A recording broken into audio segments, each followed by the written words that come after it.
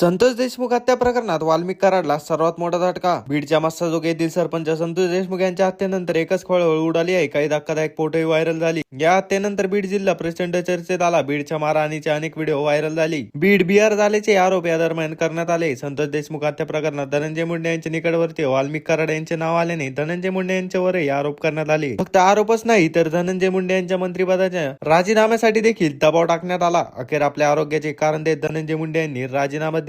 थेट मनोज जरांगे पाटील यांनी धनंजय मुंडे यांच्यावरही काही आरोप केले. नुकताच नगर परिषद आणि नगरपंचायतीच्या निवडणुकीचा निकाल लागला असून धनंजय मुंडे यांनी या निकालानंतर म्हटले की जनतेच्या न्यायालयात मी विजयी झालो. याच दरम्यान प्रचारावेळी धनंजय मुंडे यांनी वाल्मिक कराड यांची आठवण काढली. वाल्मिक कराड सध्या बीडच्या जेलमध्ये संतोष देशमुख प्रकरणात आहे. नुकताच आता मुंबई उच्च न्यायालयाच्या संभाजीनगर खंडपीठाने वाल्मिक कराड जामीन फेटाळून लावला आहे. वाल्मिक कराडने जामिनासाठी अर्ज केला होता, मात्र हा जामीन फेटाळण्यात आला. हा एक अत्यंत मोठा धक्का वाल्मिक कराडला म्हणावा लागेल. वाल्मिक कराडचा खंडणी संतोष देशमुख यांच्या अपहरण आणि खुनामध्ये सर्व पुराव्यांवरून सहभाग दिसत असल्याने मुंबई उच्च न्यायालयाच्या संभाजीनगर खंडपीठाने म्हटले असून जामीन फेटाळला आहे. संतोष देशमुख खून प्रकरणात वाल्मिक कराड यांनी मुंबई उच्च न्यायालयाच्या संभाजीनगर खंडपीठात जामिनासाठी अर्ज केला होता, मात्र न्यायालयाने महत्वपूर्ण निष्कर्ष नोंदवत आरोपी वाल्मिक कराडचा जामीन अर्ज फेटाळला आहे.